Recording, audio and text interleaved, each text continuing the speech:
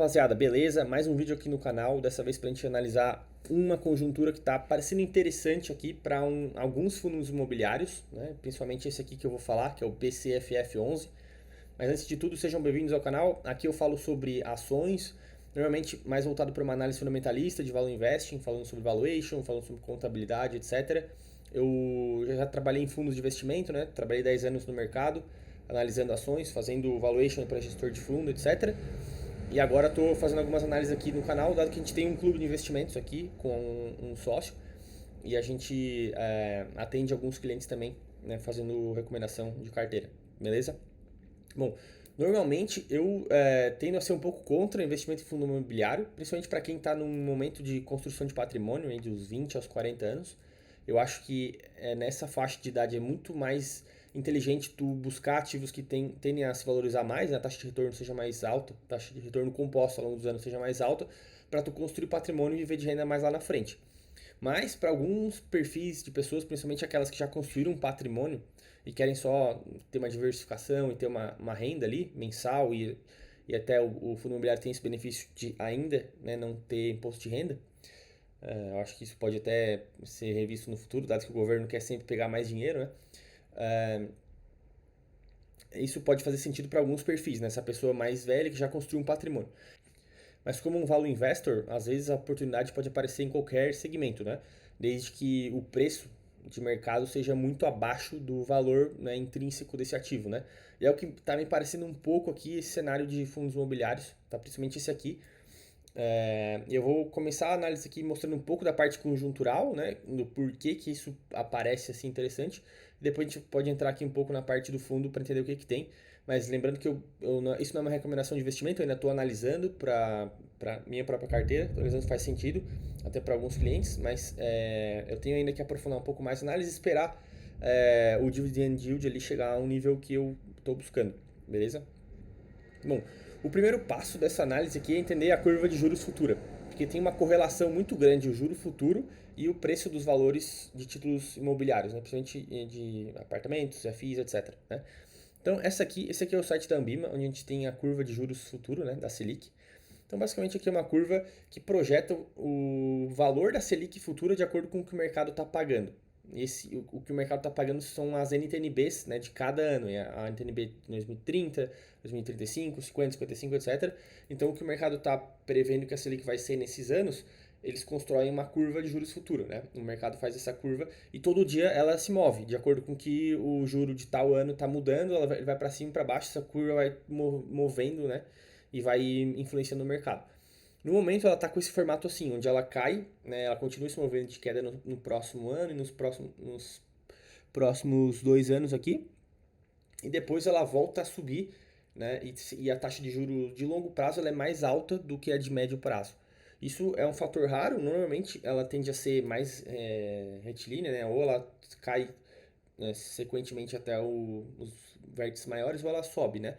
Isso acontece, essa curva mais estranha aqui, ela acontece quando o ambiente está muito incerto, principalmente o ambiente fiscal, né? Com um governo às vezes que gasta muito mais do que arrecada, ou um governo que a gente não tem a segurança se ele vai cumprir as metas fiscais.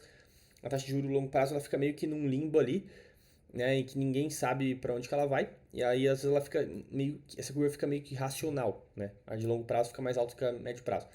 Então, a minha análise começa aqui. Eu não sou, não gosto de fazer previsão de mercado, eu não tenho a menor ideia do que vai acontecer, porém, eu sei que essa curva aqui é um pouco estranha e me parece que tem uma simetria interessante para estar em ativos que se beneficiariam de uma queda da taxa de juro longa, tá? Porque a taxa de juros está caindo, mas eu acho que a de longo prazo ela tende a ter mais espaço para cair do que para subir. Então tem uma simetria interessante para algum ativo que se beneficiaria dessa taxa de juros aqui, dessa parte longa da curva cair. Isso seriam as NTNBs longas e os fundos imobiliários, tá? Simplesmente por entender que tem uma simetria, que tem mais espaço para cair do que para subir, tá? Então começaria aqui, beleza? Então vamos entender por que tem por que o fundo imobiliário se valoriza quando a taxa de juros de longo prazo cai, né? Então aqui eu plotei aqui no mais retorno o histórico do BCFF11, desse fundo imobiliário que eu estou analisando, e das NTNBs 2055, tá? A gente pode ver aqui que desde 2015, 2014, eles têm uma correlação muito forte, porque basicamente quando a taxa de juros sobe de longo prazo, né, os preços dos títulos de longo prazo eles caem. E assim, e vice-versa, né? Se a taxa de juros cai, o preço do título sobe. E assim também acontece com os fundos imobiliários. Então a gente pode ver que o preço da NTNB 2050, aquele preço que varia, né? Daquela marcação a mercado que tu vê no teu aplicativo se tu compra um tesouro Selic, né? Ela acompanha muito essa variação do preço das cotas dos FIs. Então, a gente pode sim esperar essa correlação, né? Se essa taxa de juros de longo prazo vir para baixo, né? Esses preços, essas cotas dos FIs também tendem a subir, assim, junto com as NTNB 50. Então, esse é o começo da análise, assim, não é mais um cenário. Eu não sei se é isso que vai acontecer, não gosto de prever mercado, não gosto disso, mas parece ter uma simetria, assim, até um espaço ali interessante. Então, teria que ver se o fundo imobiliário é bom, tem um dividend yield interessante, tem uma segurança para entrar e esperar esse retorno aí vir, né? E onde eu começaria olhando, né? Eu começaria olhando aqui no Fundamentos. Primeiro, o que me chamou a atenção aqui, a primeira coisa é o dividend yield, né? Então, o dividend yield a gente pode ver aqui, agora o Fundamentos. Fundamentos, inclusive, agora tem fundos imobiliários, né? Para quem não sabia. Tem aqui o dividend yield, né? Considerando os proventos dos últimos 12 meses desse FI. E aqui está dando 9,7% ao ano, tá? Nesse valor aqui de 70,77 de cotação. Eu acho que essa cotação do dia 24 de novembro, eu estava olhando hoje, já estava caindo ainda mais. O mercado está finalizando, está em 70,20. Então, se essa cota aqui baixar de R$ 70, esse dividend yield aqui ele já vai para 10% ao ano, tá? Que já é um dividend interessante. Se a gente pegar a Selic de hoje, que é 12,25, a gente comprando um título pós-fixado, né, a gente ganharia isso aqui, só que tem que descontar o imposto de renda. Então a gente ganharia 85% disso, né, porque tem que pagar 15% de imposto de renda. Então já o retorno real hoje de um título, uma LFT, num Tesouro Selic, né, pós-fixado, ele é de 10,41%. Então a gente não estaria perdendo muito para a renda fixa, estaria comprando algo muito próximo, né, do retorno de curto prazo da renda fixa. E considerando que a renda fixa, o juro futuro está prevendo que ela vai continuar caindo, a taxa de juro, né? Está muito provável que vai continuar caindo nos próximos 2 anos. E então ela vai chegar aí a 10% mais ou menos. Então o real vai para baixo de 10%. Então em breve esse dividend yield do FI já vai estar maior do que a Selic, tá? Então no próximo ano, nesse ano, 2024, muito provavelmente, o dividend yield desse FI já vai estar pagando mais do que o retorno da LFT, né, do título público de pós-fixado ali. Então já faria um sentido, né? Faria um sentido mínimo ali. E o que faria mais sentido para mim, né? É mirar um tempo, assim, 2 anos, para ganhar esse yield acima da Selic e ainda ganhar a valorização das cotas. Porque eu acho que essa taxa de juros de longo prazo tem mais espaço para cair. Então a minha conta é a seguinte: o que eu estou querendo aqui entender se eu vou conseguir montar uma posição de 2 anos aqui nesse FI. Óbvio que muita gente vai me criticar porque eu estaria fazendo trade em FI, mas eu sou um value investor e eu acho que value investing dá para fazer em quase tudo, né? Mas nesse caso aqui seria então buscar esse dividend yield, travar esse dividend yield em 10% e buscar essa valorização de cotas aí, dado que a cota tende a subir se o juros de longo prazo cai, né? Eu até fiz uma análise aqui em Excel rápida, mostrando como a cota varia aqui de acordo com a Selic, né? Isso que eu nem considero a Selic futura, né? Mas dá pra ver aqui, quando a Selic era de 2 a subir de 2% a 13%, a cota aqui ela caiu, né? De 67 a 58. E aí agora que a taxa de juros começou a cair, né? De 13 para 2,25, a cota já respondeu para cima, 58,70, tá?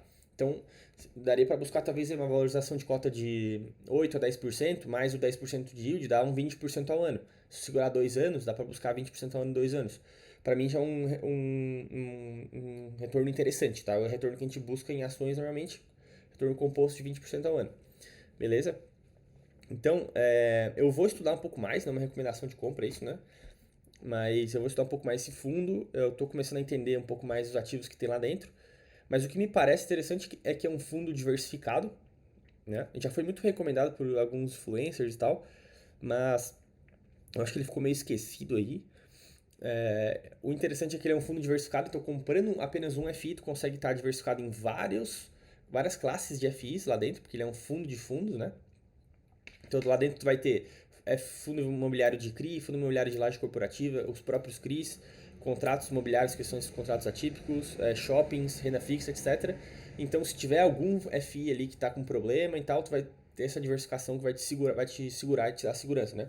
Eu não gostaria de comprar um FI, por exemplo, de apenas uma laje corporativa, de apenas um shopping, de apenas um prédio, porque o risco é muito alto, eu acho, e eu teria que ter um retorno muito alto para correr esse risco. Um retorno um pouquinho acima da Selic não faz sentido para mim. Então, para estar bem diversificado assim, aí eu já acho mais interessante, beleza? E aqui a gente pode ver que é um fundo de gestão ativa, então o gestor, né, os gestores são do BTG Pactual. Essa aqui é a apresentação do fundo, do próprio fundo que o BTG faz, relatório mensal aqui. Então os gestores eles estão sempre buscando oportunidades, né, de ganho de capital no mercado imobiliário. Eles tendem a ou buscar uma laje que está desvalorizada, que eles acham que podem vender por mais caro, ou um FI que está descontado, ou um CRI que tem um retorno interessante, que eles podem ganhar nesse trade de juro também, né? Se um título atrelado ao IPCA ou ao CDI, que tende a cair a taxa de juro, esse título se aprecia, né? Então eles podem vender no secundário, etc., e fazer ganho de capital. Então é uma gestão ativa que está ali buscando essa otimização de capital do fundo. Então, o que o fundo tem hoje? 48% de FIs, de CRIs ou CRIs. Então, metade do fundo está alocado ali em títulos de renda fixa de crédito privado atrelados ao mercado imobiliário, tá? Então, são títulos um pouco mais arriscados que o título público, né? Um pouco mais arriscados também que títulos de empresa, talvez. Mas por isso eles pagam um pouco mais, tá? Então, estando diversificado aqui é o que interessa. E high grade, né? Então, títulos que tenham uma boa avaliação de crédito, né? Bons credores aqui, ok? Lajes corporativas, eu não gosto muito, na verdade, desse nicho aqui, porque eu acho que a vacância no Brasil tende a aumentar um pouco, né? Eu acho que com home office e isso tal, tende a diminuir o número de empresas buscando aluguéis. Então, mas eu sei que eles têm muitos bons ativos aqui, com boas localizações, e a localização compensa, né? Eu sei que aquele EZ Towers em São Paulo, ali na frente do Shopping JK, faz parte aqui de alguns ativos que eles têm aqui. É uma localização excelente, né? Sempre vai ter empresa querendo ter escritório ali.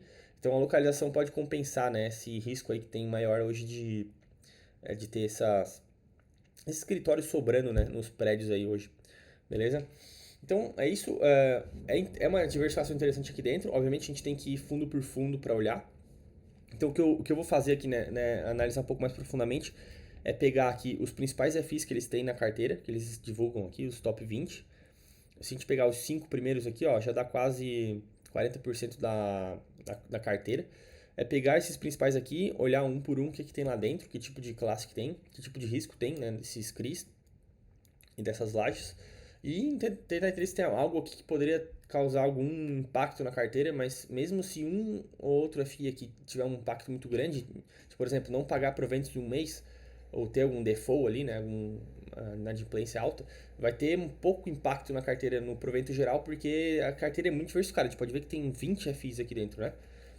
Então, me parece interessante, assim, eles conseguem ter um dividend yield alto e com uma diversificação muito alta. É difícil encontrar uma oportunidade assim, né? Eu só entraria em FI se fosse assim, eu não gostaria de entrar num FI que tem um dividend yield alto, por exemplo, 11%, 12%, mas é um shopping específico, uma laje específica. Para mim, o risco é muito alto, né? Para mim, esse retorno teria que ser muito mais, teria que ser 15, 20% ao ano para correr esse risco de apenas uma localização. Aqui está bem disperso, então por isso que me atrai um pouco. Outra coisa interessante aqui é a estabilidade dos proventos, né? A gente pode ver que eles estão pagando esse 0,56 por cota todos os meses, desde agosto de 2022. Então aqui todos os meses eles têm pago o mesmo provento aí, então é bem estável. A gente pode ver aqui na composição do rendimento que vem a maioria de renda de fundos imobiliários, né? Então é uma carteira bem diversificada que traz todos os meses aí os mesmos proventos. É óbvio que eu tenho que fazer uma diligência um pouco mais profunda, porque tem muito. A maioria dos FIs tem rolo, tá? Isso é outro fato que vale lembrar aqui. Por isso tem que ser criterioso. Tem muita FI que os gestores eles usam uma grana que está lá em caixa, uma grana do próprio fundo e jogam de provento para inflar o dividend yield, né? Então aquele dividend yield ele passa a não ser recorrente, ele vai ter vir no mês. O investidor entra naquele fundo achando que vou ganhar 10% ao ano seguido, mas na verdade uma parte desse provento veio de caixa do fundo, que eles não acharam onde botar, ou que estava no caixa lá parado, né? Mas depois esse dividend yield cai, e aí a cota também cai, né? Se o mercado percebe que o fundo não é tão bom assim. Esse aqui se prova um pouco mais estável, né? Dá pra ver aqui no fundamento também, né? Essa estabilidade aqui, né? De 0,56 por cota desde aí de agosto de 22. Obviamente oscilou lá para trás, né? Teve alguns momentos que o fundo foi mal aqui, mas histórico aqui é de todos os meses pagando um dividend yield interessante, né? Aqui tem o histórico do dividend yield no fundamento também, né? Então ele já foi lá de 10%. Aqui era o melhor momento para comprar, né? Porque provavelmente pegou a melhor cota, mas ele está alto ainda comparado com o que já foi, né? Então, para mim seria interessante talvez pegar um dividend yield na faixa aqui de 10%, né? Então teria que esperar a cota cair um pouco mais, cair abaixo de 70 para pegar esse dividend yield de 10%, segurar esse dividend yield de 10% sem imposto de renda, né, por 2 anos aí, e esperar a cota dar uma valoração de 10, 12% e aí cair fora. Fazer um composto de 15 a 20%, né? Esse seria um trade de valor em um FI que eu estou planejando aqui, beleza? Mas isso não é uma recomendação de investimento, a gente não faz recomendação de investimento aqui, é apenas o que eu faço na minha carteira e na carteira do nosso clube de investimentos. E eu vou analisar primeiro, né? Eu não tô certo ainda que eu vou entrar nisso aqui, beleza? Tem sempre o risco, né? O risco de queda de cotas, então tem sempre que medir também na exposição da carteira. Beleza, pessoal? Só peço aí pra quem tá curtindo os vídeos, dá um like aí, se inscrever no canal. Quem quiser comentar também o que acha desse fundo, se tem alguma opinião. Eu já vi opinião negativa sobre esse fundo, que a gestão não tem sido muito boa nos últimos anos, meio que tá meio esquecido e tal. Que existem outros fundos melhores, etc, né? Mas é válido a análise, beleza? Vou deixar também na descrição o nosso e-mail para as mentorias. Quem quiser trocar uma ideia aí com a gente, conhecer o nosso clube, conhecer também a nossa carteira recomendada, é só mandar um e-mail que a gente conversa, beleza? Abraço, tamo junto.